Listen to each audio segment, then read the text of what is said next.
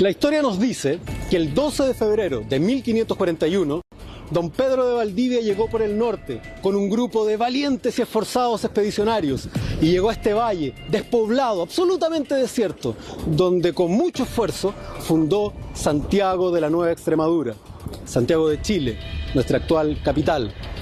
Pero al parecer a don Pedro se le olvidó contarnos un par de cosas que hoy vamos a conocer y que te van a sorprender.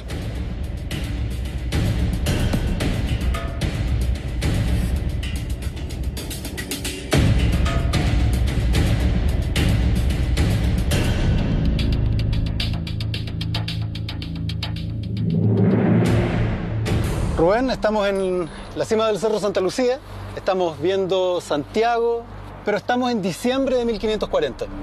Este valle está tranquilo, corre el río Mapocho, pero por el norte viene una expedición española al mando de Pedro de Valdivia. Correcto. Cuando ingresan al valle, ¿qué es lo que realmente se encuentra? Porque hasta ahora nos dicen que no había nada, que era un peladero. ¿Qué es lo que encuentra Pedro de Valdivia cuando ingresa a Santiago, a este valle? ¿Cómo se llamaba este valle? No, el valle se llamaba Mapocho. Mapocho. Mapocho, ese es el nombre originario. Pedro Valdivia viene utilizando un camino, que es el famoso camino del Inca.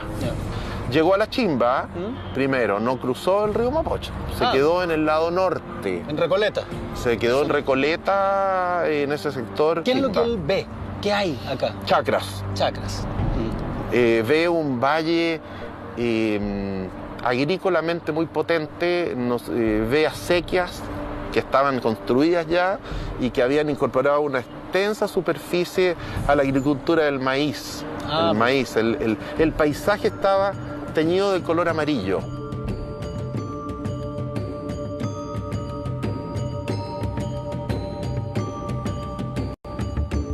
Pedro de Valdivia, cuando llegó al Valle del Mapocho, no encontró un peladero, un lugar despoblado. De hecho, encontró un lugar habitado, con distintas construcciones, también con una urbanización, uno podría usar ese término, ya que el valle está con acequias, con campos de cultivo, que eso no es un trabajo menor.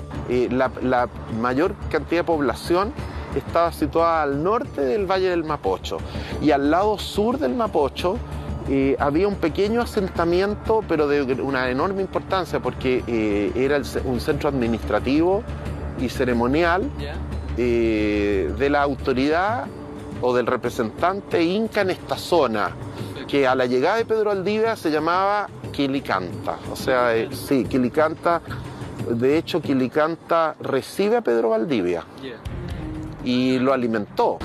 Los incas, originarios de Cusco, fueron un enorme imperio que dominó extensas áreas de países sudamericanos como Argentina, Chile, Bolivia, Perú, Ecuador e incluso Colombia por el norte.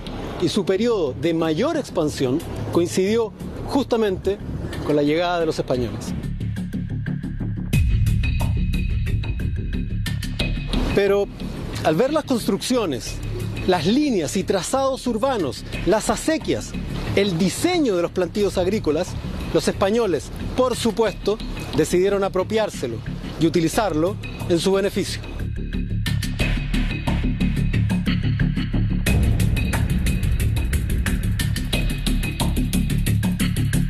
Este sector es especialmente importante porque es la cabecera del Valle Central. Si uno recuerda lo que estudia de geografía, están todos los valles transversales del norte chico, y el Valle del Mapocho es el primer valle que se extiende hacia el sur y que uno puede llegar desde este valle hasta Puerto Montt, hasta el canal de Chacao. Por lo tanto, la salida y entrada natural a ese mundo del llano longitudinal de 1000 kilómetros era el Valle del Mapocho. Esta era una pasada, un corredor natural. Y a tierras muy ricas. Sí, de las más fértiles que hay en la tierra, y que sostenía una población de más de 1 millón de personas. O sea, hay acuerdo en los primeros españoles que llegan ahí en que está densamente poblada, hablan de 1 millón y hasta 2 millones de habitantes.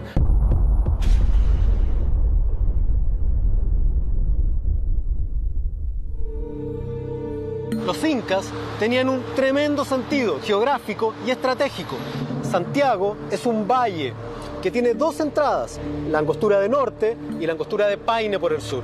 Es decir, es un valle fortaleza que tiene dos entradas muy fáciles de defender, militarmente hablando.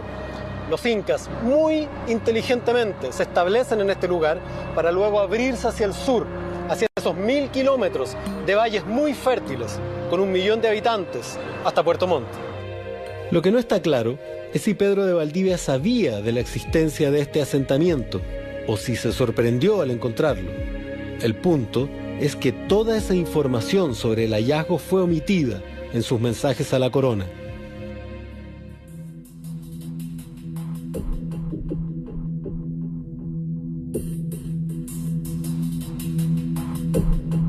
¿Y dónde queda entonces esa historia de un Pedro de Valdivia besado que llega a un valle inhóspito con donde no habita nadie y construye una ciudad sobre un peladero?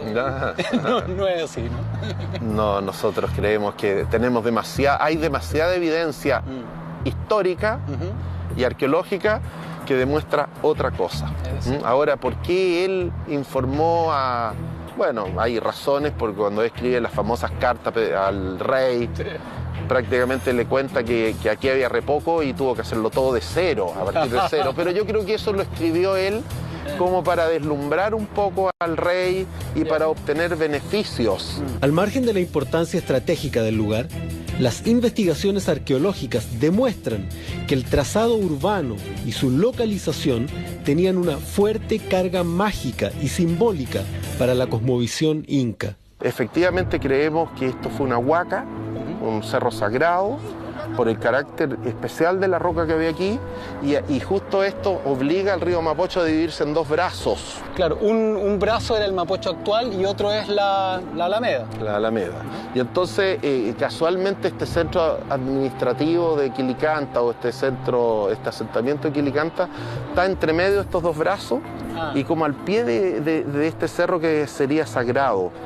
Esa conformación de cerro sagrado más dos brazos de río se repite en muchos centros administrativos a lo largo del Tahuantinsuyo, partiendo por el Cusco. Santiago es una ciudad espejo de Cusco. Espejo de Cusco. Y hay muchos centros administrativos incaicos que tienen esa formación. O sea, hay una geografía sagrada también. De todas maneras, el primer rayo de luz que sale al amanecer, pasa por esta cumbre donde estamos, el primer rayo se proyecta en la Plaza de Armas. ¿En serio? ¿Es tal cual? Sí. El primer rayo de sol del solsticio de invierno pasa por el Santa Lucía y golpea la Plaza de Armas. Sí. Entonces hay una conjunción de elementos de carácter más bien simbólico, que lo que pensamos nosotros que hicieron a Quilicanta elegir ese lugar, que no era muy apto para vivir, porque sufría permanentes inundaciones.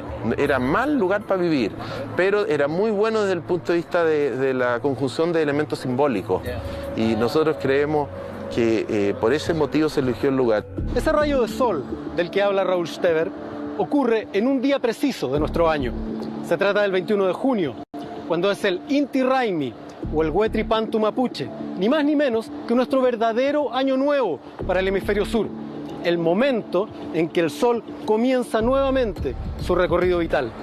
Y es desde un cerro preciso en que ese día sale el sol, proyecta su rayo a través del Cerro Santa Lucía y cae en ese punto mágico que es nuestra Plaza de Armas. Ese cerro es el Cerro El Plomo, y un hallazgo maravilloso producido a mediados del siglo XX confirmaría que para los incas este valle era un valle sagrado, muy importante y cargado de símbolos ancestrales. Se trataba del cuerpo de un niño depositado en un adoratorio en la cima del Cerro El Plomo. Al parecer, un gesto mágico relacionado con las lluvias y la protección del valle. Pero esa será otra historia.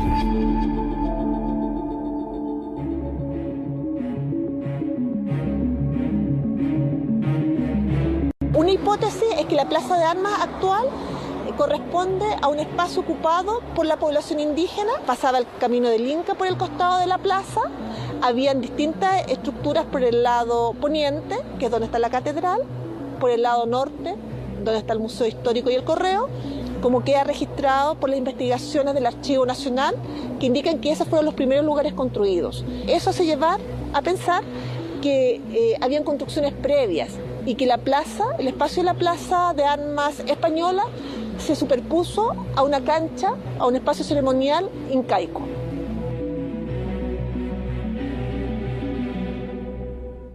Este es un lugar relevante, no solo para el periodo histórico post-hispano-chileno, sino también prehispánico. ¿Qué es lo que encontró precisamente en este lugar? Bueno, estrictamente hablando, no excavé la plaza, otros han excavado la plaza. Excavé el museo histórico que está a mis espaldas, aquí, el patio principal. Excavé el patio Los Naranjos, que está lateral a la Catedral Metropolitana. Bueno, aquí hay un relleno que tiene que ver un poco con el piso actual. Y después aparece un primer muro. Es un muro que recorre linealmente o longitudinalmente toda la trinchera que hemos hecho. Continúa hacia allá y se extiende. Ahora, bajo ese muro y acercándonos a los 2,70 metros de profundidad, aparecen fragmentos incaicos. Pero no en un estrato puro incaico, sino mezclado con restos coloniales tempranos.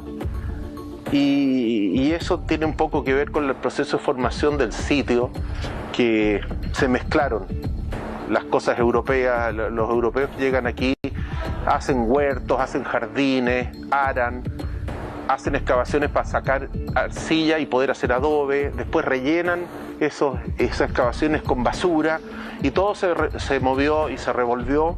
Por lo tanto, aquí encontramos bastante material incaico, del periodo incaico, pero no en estratos puros.